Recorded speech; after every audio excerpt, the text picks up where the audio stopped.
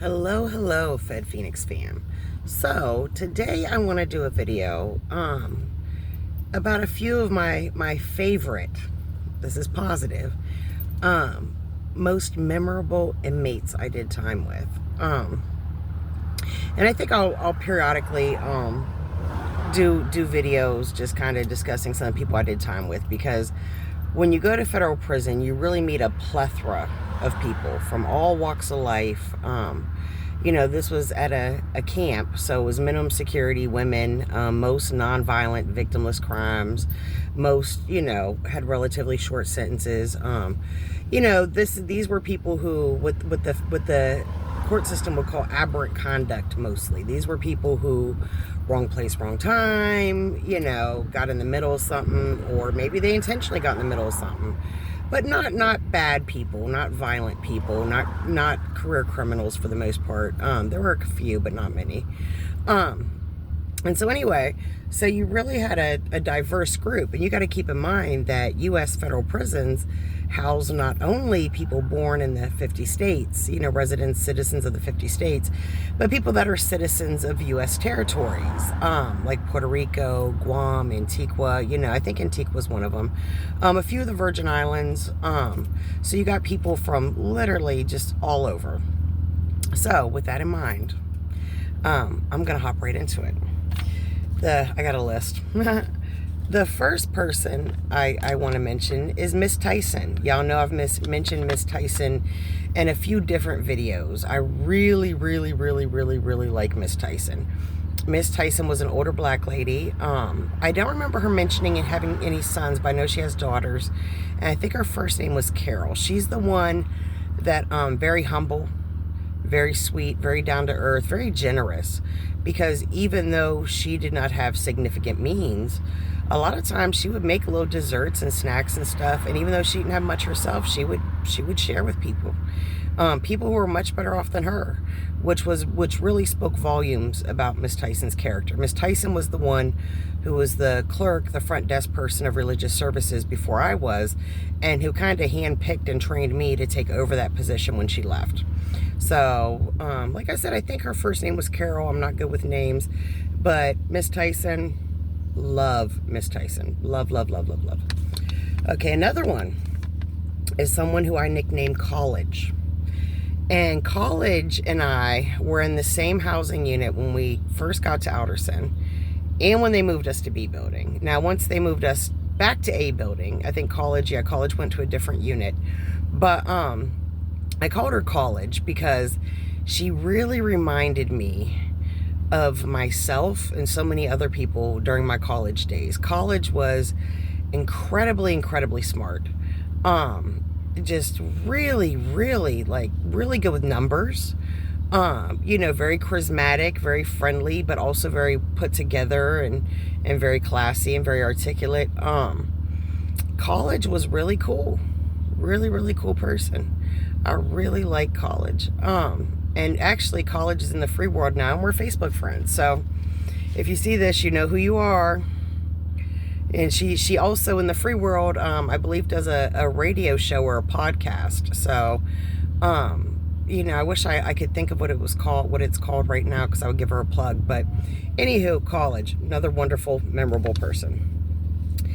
Another one, I don't know. I don't want to say her legal name, because if she doesn't find this flattering, or if she just rather people not know her business, I don't want to, do that. But I didn't have a nickname for her. But this person is an American citizen of Mexican descent. And they were in the first housing unit with me when I got there. I think that was the only housing, or no, I think they went to B building with us too. I can't remember if she was in 2 housing units with me or 1. But, she was of Mexican descent, and her English was better than half the people born in this, multi-generational Americans, stereotypical Americans in the prison. And her Spanish also impeccable. Very relatable. She almost had even though she was younger than me, she had like a motherly presence. Like, you just felt very secure with her. And I remember one conversation we had. And somehow it got brought up, the whole cartel thing, right? Because she's Mexican, and there are a lot of stereotypes around that and stuff. And I think she said something like, so you're gonna ask me if I was in the cartel, or if I'm affiliated, or she said something to that nature. And it was kind of funny. And so I'm like, are you? You know what I mean? Like, since you open the can of worms. And she said, I'm Mexican. You know what I mean? Like, and I was like, what do you mean? And she explained to me that in most Mexico has a series of states, by the way. It's broken up by state. But in most Mexican states, the cartel is not what you see on TV and what Americans think. It's not about, primarily, selling drugs or people trafficking or whatever. The cartel is a social structure because Mexico doesn't have a welfare system. So she said it kind of sucks. Like, let's say you're a merchant, right? Let's say you sell fish or something. The cartel kind of sucks for you a little bit because they're going to, take a cut, because there's no welfare system, no taxation system. And this is how this works. She said, but that cut of your money they're taking, that cut doesn't go to elaborate mansions and, whatever, private jets. That cut of your money goes to feed widows and children, hungry kids, and elderly people that don't have family. It essentially, the percentage of your money as a person who lives in Mexico, the cartel takes of your profits, it does make it difficult for you to advance economically. But this is literally the backbone, the financial resource of, the public social support structure. And so, and I found it really interesting. We had a whole conversation about this. And it's funny because when we as Americans think of people being cartel affiliated, we don't think of people that are fish vendors or people that sell, ices, but that's the reality. And it's good for them because even though, again, it kind of sucks, you got somebody with their hand out taking part of your money. But as Americans, with our taxation system, which is far worse, we're very familiar with that concept. But it's really comforting, I would imagine, to know that when you're elderly, if you are, physically unable to work, if a child is hungry, that money that was taken from you will be used to provide a lifeline to the most vulnerable members of the community.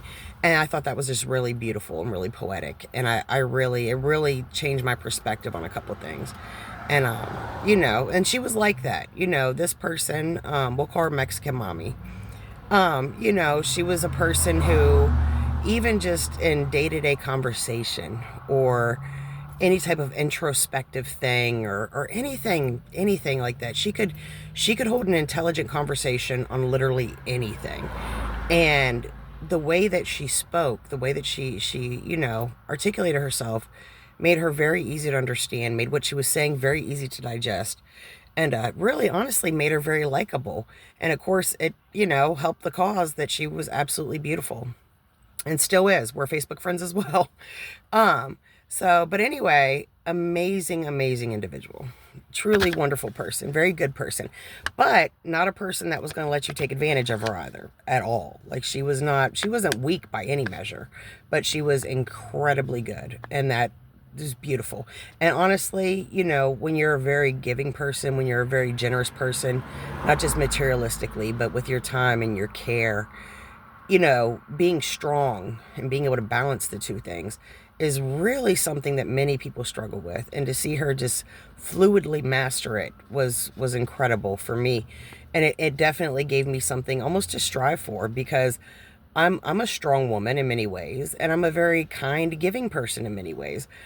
And sometimes the balance isn't there. Sometimes, I play Bobo the Fool and let myself get taken advantage of. Or sometimes, I'm too strong and I come off too aggressive, and I don't mean to. You know what I mean? But the way that she just very fluidly balanced the two was really incredible, and I strive to have that same capability.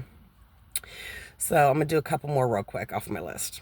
So I don't want to call this lady what I wrote down. I didn't have a nickname for this next woman, but she was an older woman. I believe she was Italian, perhaps. Italian or Irish, maybe. She was an older lady, white collar crime. She was, by all appearances, indigent, person with no obvious financial resources. She's the one that when I left, I gave her my work boots that I had bought off commissary. And the reason I did that is because I had observed her for over a year. And I noticed she was very, very smart. Very smart. And she was very respectful. She wasn't overly social, overly friendly, never any drama or mess or nonsense. But very, very smart. And she was very well versed in federal law.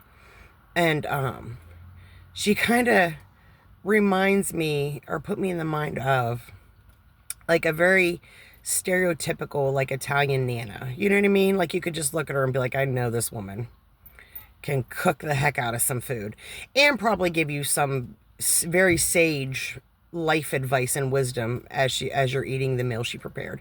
But she was just really the way that she was very very comfortable and very at peace just within herself and by herself. And the fact that she was a very intelligent person, it's kind of a thread with me. People that are either really good people or really smart people, I tend to gravitate to. If you're both, I mean, it's going to be magnetic. But she was, but she, when I left and she was there before me, she was still wearing those dang prison issue boots, which rip your feet apart. And I thought, I think we're about the same size. And I ain't never going to use them in the free world, right? I ain't taking them with me. So we're actually outside a park right now, which happens to be by the fire station because my son wanted to play at the park and I wanted to make some content, so we both went. So there will occasionally be a truck or two go by. But anyway, but I really liked her. Again, I can't remember her name, but she was really, really, really, really interesting and very intriguing to me, especially because she was someone who would be very easy to kind of overlook, you know what I mean? Because she blended, she kind of gray rocked so well. But I like that about her, Okay. Another one, Miss Pat. There were a couple Miss Pats when I was incarcerated that were notable. There was white Miss Pat, the old lady who was there for Social Security's fraud, literally due to an oversight.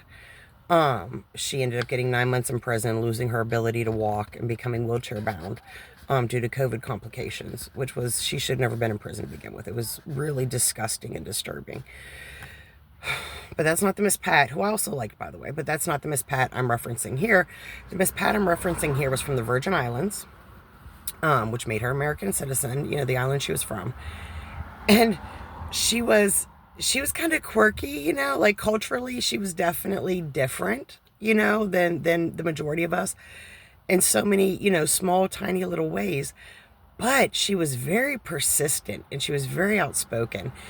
And I really just admired her tenacity and grit. Like, she knew that she should be getting out. And I forget why she should have been gone. But a thing that happened a lot at Outerson when I was there is people ended up having to overserve the time they should have served. And not overserve their original sentence, but overserve as in, get denied for compassionate release, get denied for CARES Act, get their FSA taken. Things like that when there wasn't any disciplinary reason and they met all of the criteria. Simply because an employee didn't feel like doing their job at the prison, maybe the warden had a personal bias against you. Just pretty much any on a whim, they would make you overserve your time. But Miss Pat was overserving, and she was like, I emailed everyone. She said, I will email the janitor. I will email the secretary of every department. She literally spent ungodly amounts of time on the email system, sending electronic cop-outs, internal emails to pretty much anyone who wasn't an inmate, because she can't send inmates anyway, but, to all the various prison staff, pleading for her situation to be rectified so she could go home. And she was very persistent. I mean, just the tenacity was, just unstoppable. And this woman was probably old enough to be my mother, but she was a force. She was a force of nature. And I loved that about her. And she was a nice person. Now, again, not someone who was going to let you take advantage by any mean, but generally a nice person. And, she wasn't the most academically, achieved person on the planet, but she certainly, when she decided she was getting something done, she was going to get it done, and she did. She was the persistence. The persistence alone it was almost tangible. Like when you would talk to her and hear about her, you know, the 10 emails she sent out today and what she's doing, it's like it was almost contagious. Like you just wanted to proactively do something to help yourself because this woman was just, you know, no rest, you know, was going to happen until she got done what she needed to get done. And I fully 100% respect that and absolutely adore that about her. Wonderful lady. I hope she's enjoying life. She's out of prison now. She left before me. You know, she's back on the island. She said that on the island she lives, there's literally one courthouse that includes the federal court and one federal probation officer. And like, it's like this really like rural kind of thing. And it's absolutely beautiful. And I'm so happy for her that she's back there now with her family where she belongs. So I'm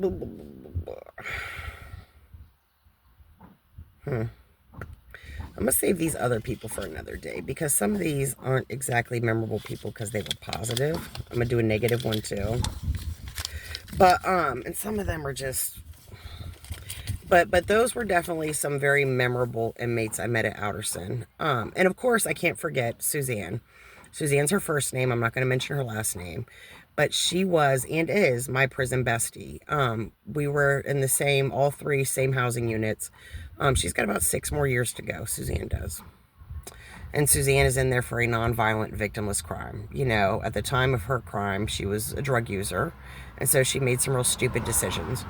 And those decisions landed her in federal prison with, I believe, over a decade was her original sentence, which is mind-boggling to me.